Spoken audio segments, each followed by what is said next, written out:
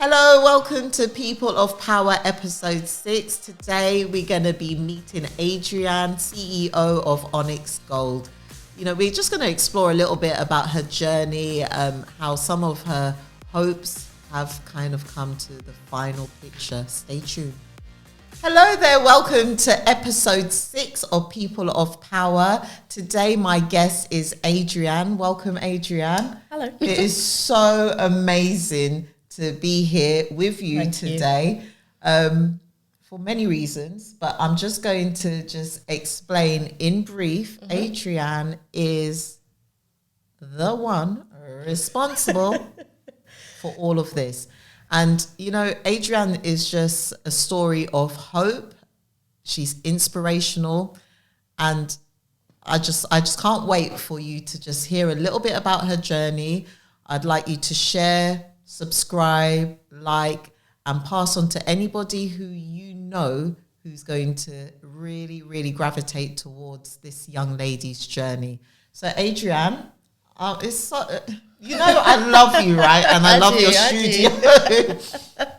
I can't help myself when I come here because you've just poured so much of every kind of ounce of love and creativity. Thank you. And it is very inspirational. It's you. very inspiring. People who come to your studio share just how amazing the experience is. But I'd like to know a little bit about your journey, because you didn't just wake up and you was here. No, it took a while. It did take a while. So I just want to find out a little bit about your background in terms of your education, in terms of how did you kind of start this journey? And Okay. Well, when my education has nothing to do with where I am now, which I'm sure a lot of people can relate with. That's fine, and this is why I'd like you to share it because it is such a story for me of hope. Because it doesn't matter where you start. Exactly. It's about sometimes the journey, who you meet along the way, and I completely get that. But that's why I thought, let me just say, my education, doesn't have much to do with how I am now, but it did show me what I didn't want to do.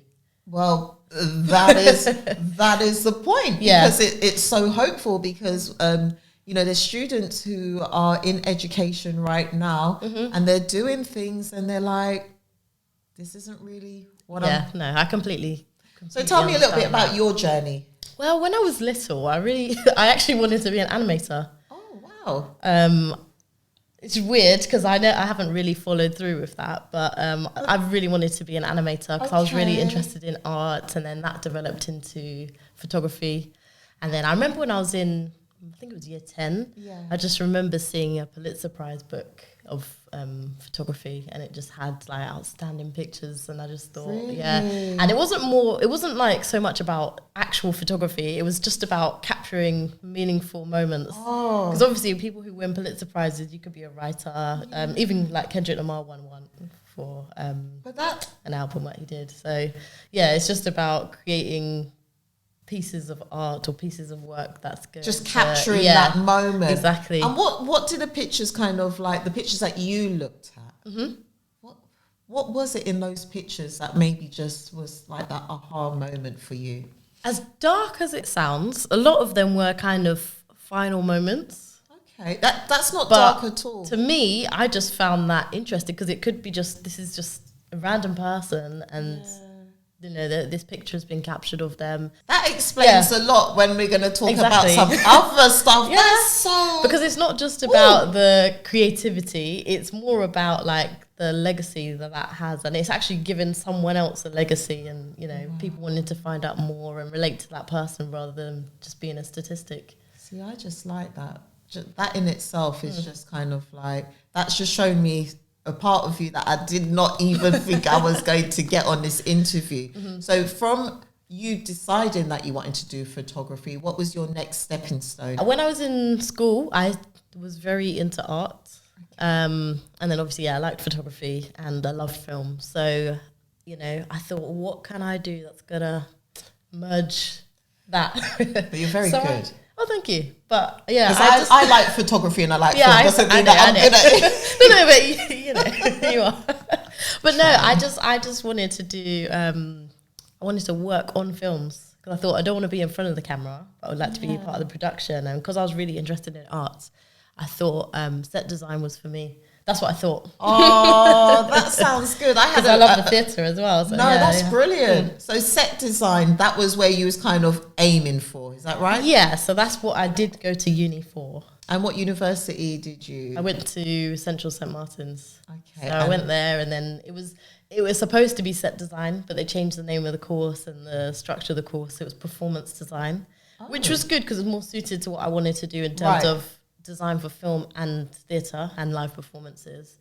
That's really good. But it was... but I hear your butt coming, but it was... Yeah, it was just like, when I was there, like I said earlier, it taught me what I didn't want to do. So what was the key aspects that you knew actually? So I wasn't interested in doing costume design, which was part of it. Right. Lighting, I love lighting, so that's fine.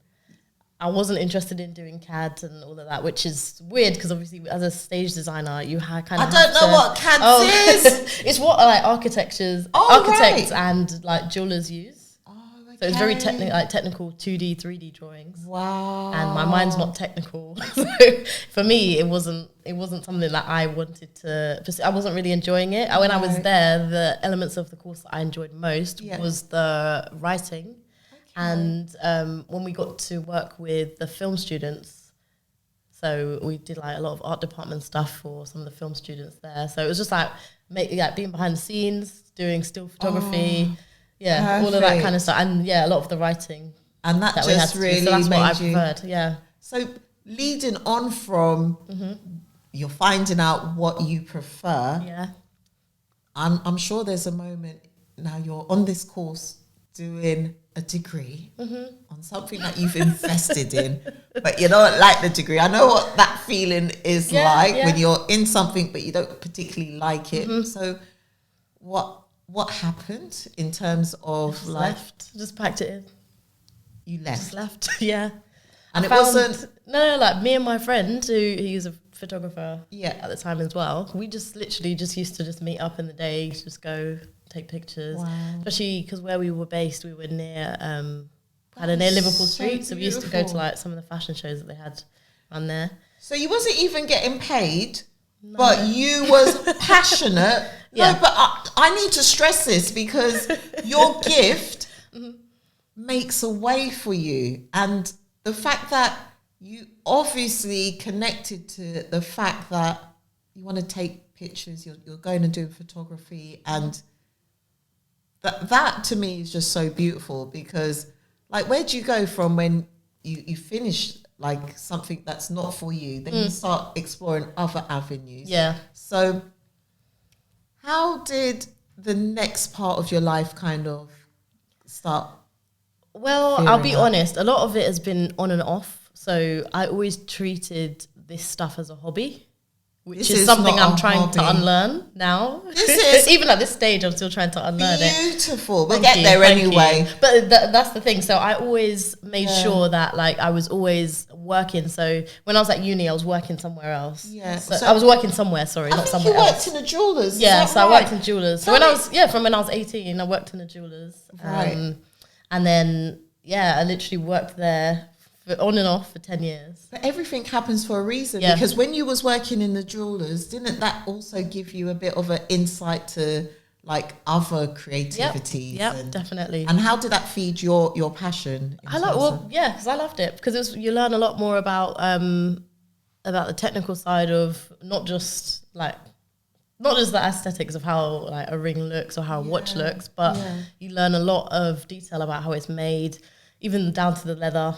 Oh wow! I've got to do diamond training. Yeah, they gave me a little badge with a little diamond on it. Yeah, so I got to do all of these different things, and obviously you get to try on the stuff every day. So it was really nice, and sounds like magic. Yeah, for me it was good because like some of the company changed over the years, so we lost Rolex. Within the first probably year that I worked there. You're not just talking about we lost Rolex. No, we lost Rolex as a brand, but then we gained another watch. I don't know if I'm supposed to say names, but we gained another brand, which was Blackout, which was like handmade German watches, and they started from about 35, 50. So I remember selling one of them, and it was just like python skin. It was really, really premium watches that were. And it just makes you really start to appreciate the finer things of life, and maybe you was positioned there for all of the other doors that were about to open. Now, you said you enjoyed the writing aspect of the course. Tell me how that fed into some of the other things that you started to do. We still have to go on to this amazing studio. But there's just so many things about you that is just so hopeful for just people, just for the audience, just for like, listen, nothing that you do, nothing ventured, nothing gained. And this is such an example of somebody who has just used every single part of her life to just make people happy in the studio like this. But tell me about your journalism.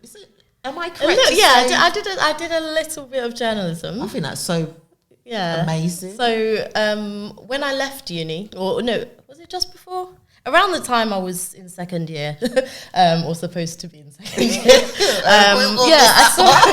I saw an ad on MySpace. I remember MySpace. I used to be on MySpace. I was networking. Exactly. But it was like a big flashing ad, and it was like they're looking for journalists and writers to come. And it was legit. Yeah. Oh, that is so good. So it was based in West London, in the Stowe Centre, near Royal Oak. And what was the project? Tell me about it. That was the Cut magazine. A lot of good people came from the Cut magazine. If I remember correctly, you were saying because of some of the freelance work that you've done as a result of that experience, it led on to being.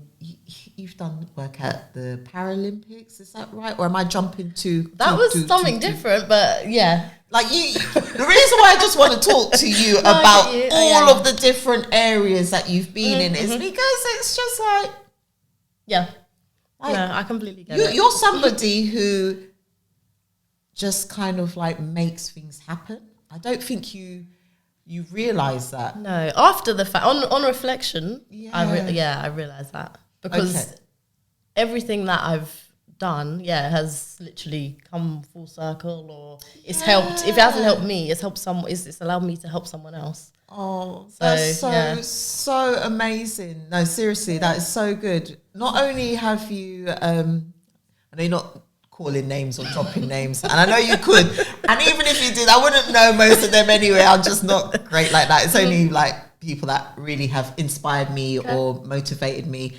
But you have helped my knowledge and understanding of bigger, broader things that are going on in society, and one of those things are I just got to keep it real. I heard an interview with Adrianne. Adrianne's so humble, you know. She would never tell you all of the stuff she does. If I was Adrianne, I'd be like, and I done this, you know, and I done that, and I done this, and do you know that was Adrianne? You won an award for something that was quite like, it was something that rocked the nation. Not only the nation, people were talking about it across overseas. The world, So Grenfell. Imagine your whole life contained in one room and everything wiped out. Everything. I didn't sleep from that day onwards. They actually need to sort out the surrounding blocks because it's traumatized them as well. Everybody is talking about the community coming together, but you need professional services to be able to deal with those issues because they're not going to go away anytime soon. I mean, this is something that's going to affect people for the rest of their lives. No one's really thought about them as people, it's just as statistics.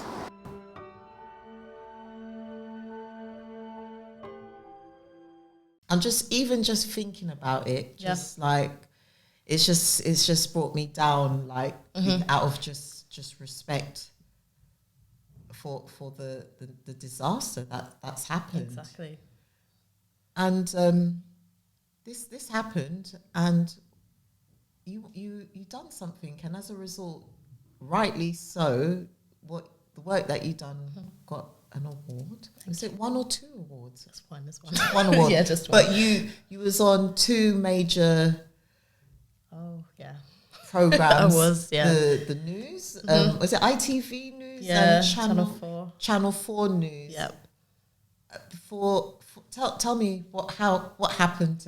So the place or the centre that we were doing the magazine at when I was at uni, the Stowe Centre, that was shutting down, and one of the ladies that ran the course, the magazine course, the cut that we were doing, her name's Nendi. She wanted us to, she commissioned us to create a kind of piece about the community centre. You know, that they shut it down. So we did a documentary about the closure of that. And we ended up interviewing like a lot of people who were close to that centre. And yeah, then after that, Grenfell happened. Yeah. And we just decided to continue or expand what we were doing. And yeah, because it's so community-based anyway. And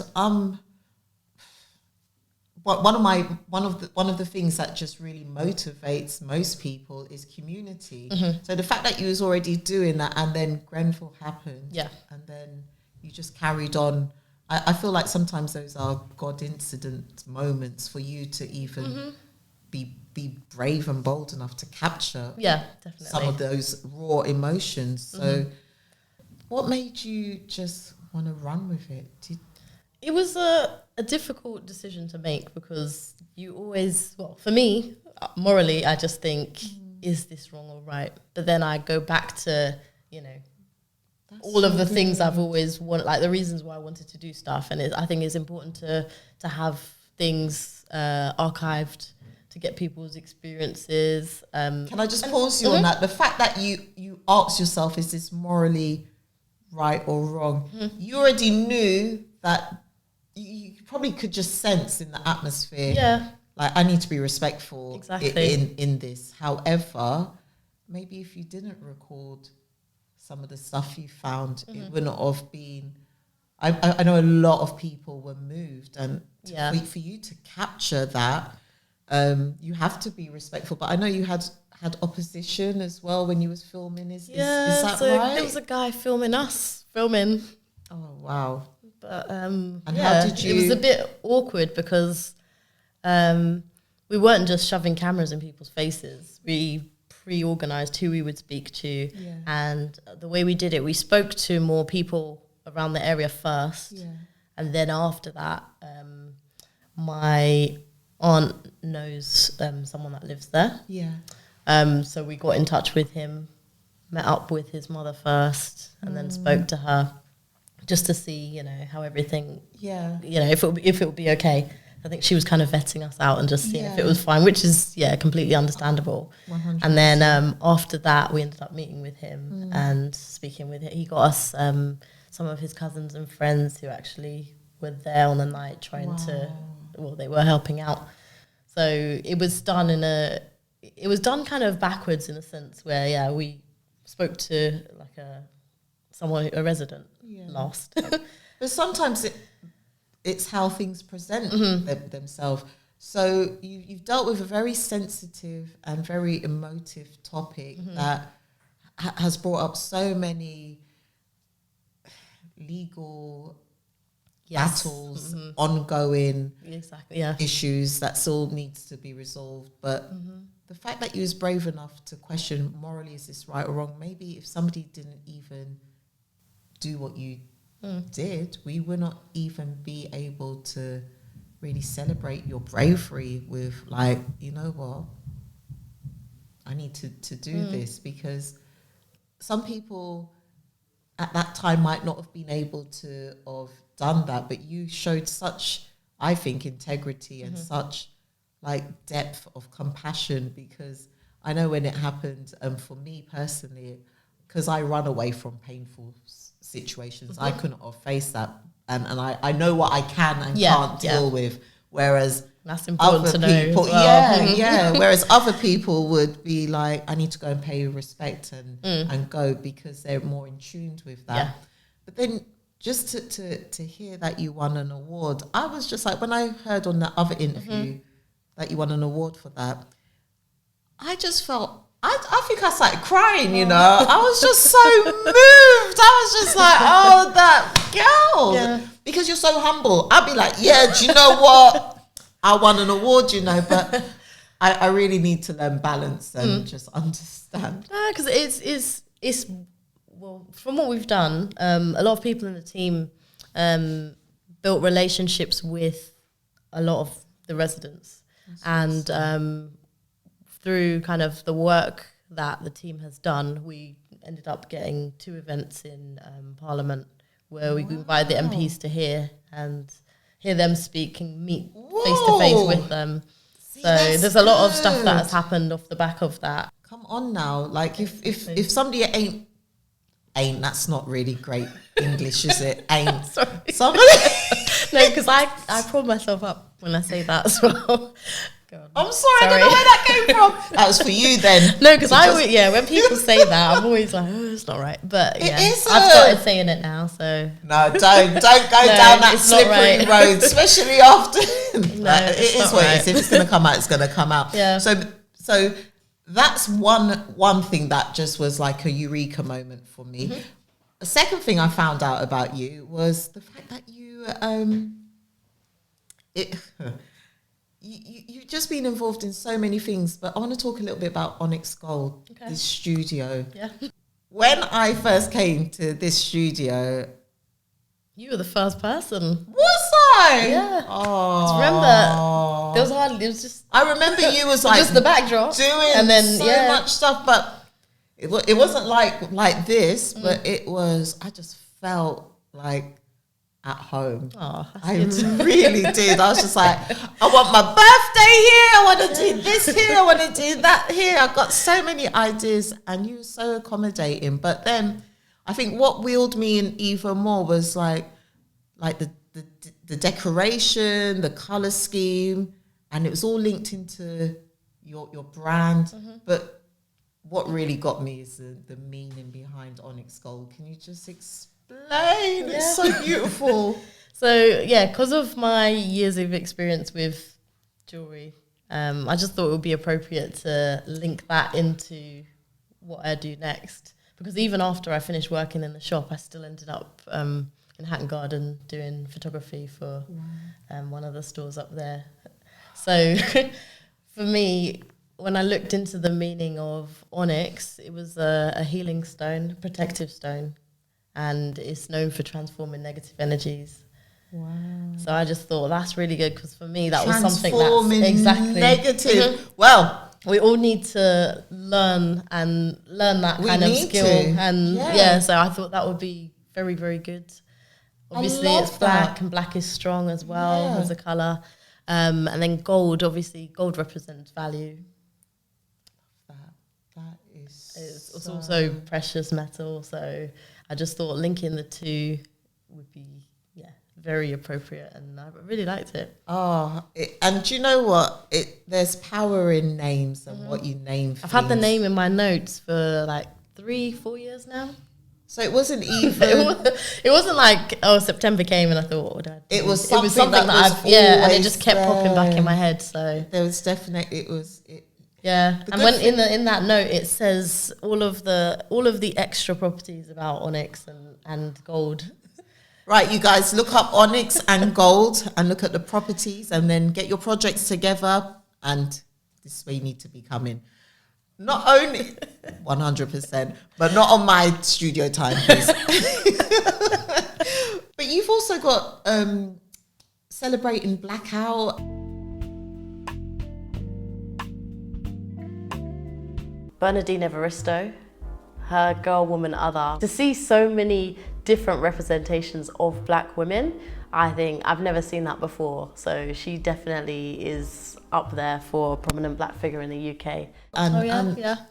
Like you're just so creative, and it really is inspiring. And my son, when he came to your studio, he was like, that girl's so humble. Oh. And you know, like for me, it's kind of like you've got some amazing qualities. Thank you. And the thing is, like, maybe that's why I have to wait my time before things happen, because I'm sharing and I'm like telling everybody what I'm doing. But you know, you really deserve all of the accolades, all of the well, everything. You know, I feel like you just got so much more to come, because everybody who comes here just feels like they've just had a magical experience, because you're just so professional. You go above and beyond. And no, seriously, your work ethics is so excellent.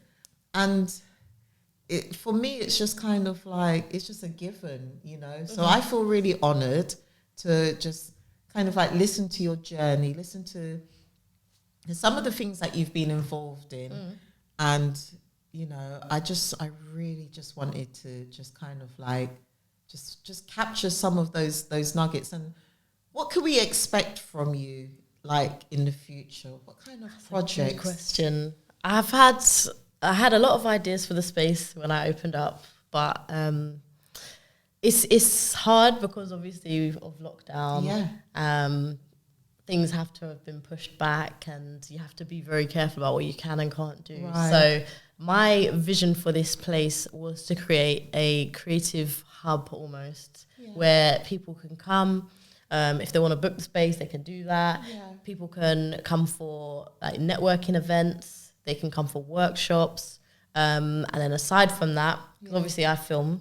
So it would be me creating content that's going to inspire, uplift, educate, and entertain people. So I just need to make sure that over the next few weeks, months, that I'm just being consistent and, you know, not taking a back seat anymore. Just keep pushing stuff out there. Please don't take a back seat. Because I do really enjoy, you know, creating content, and most of the stuff I do is filming interviews and just hearing lots of different conversations. I think it's time for me to start maybe not being in front of the camera so much, but just curating a lot more. Creating. Exactly. See, she wants to create. Yeah. So if you have projects, you have things that you want to do, and you feel like, oh my goodness, it's too late. No, it's never too late. Look how old I am and I'm starting. Rent the space. Please, please, please. This is such an example of hope. And look at what's come from it. So, like, you know, the areas of your life that you feels like done, buried, no, not at all. So if you're that creative person, you're from West London, hook Onyx Gold up, because Adrianne is amazing. So Adrianne, I just want to say you are a light, honestly. you really are. And it's not by chance that I've had the opportunity to meet you, because I love media. I just never had the opportunity to really embrace myself. But in terms of what you've done for the community so far, what you've done for my life, what you've done for my family's life, we all excited when we come to your studio. Thank you. So, just hook Adrianne up. And you know what, Adrianne, I just wanted to leave a final thought. Is there any kind of like inspiration that you go to, or anything that you'd like to share as a final note for anybody who might feel like their hope has gone? And because a lot of the time I have that feeling a lot. So I know a lot of it is to do with a lot of self-doubt, but then I realize there's always a purpose for it. Wow. Because a lot of people that I do meet, even though I see that I'm quite reserved, I'm quite shy, I'm quite introverted, but then a lot of people, they don't see that. Not at all. I mean, a shy introverted person does all of this. So cute. No, but then like I keep going back to like this scripture that I saw, and I just remember, I think the first time I saw it was probably like 2010, and to me it just seemed like it was just talking directly to me, and it was about me, because I feel that like sometimes I feel like I'm helpful to the point where it's very selfless. Right. But I just keep thinking, do you know what? No, there's a reason for this. Yeah. So, you know, it's Matthew 5:16. which is let your light shine before others. Woo!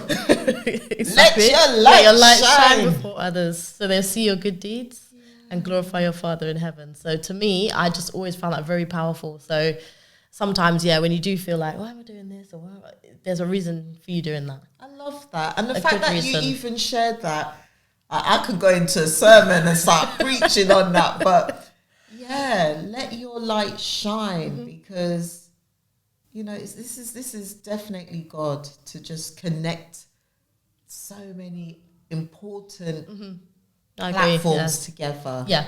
So thank you. And thank you. For everything, honestly. Thank you.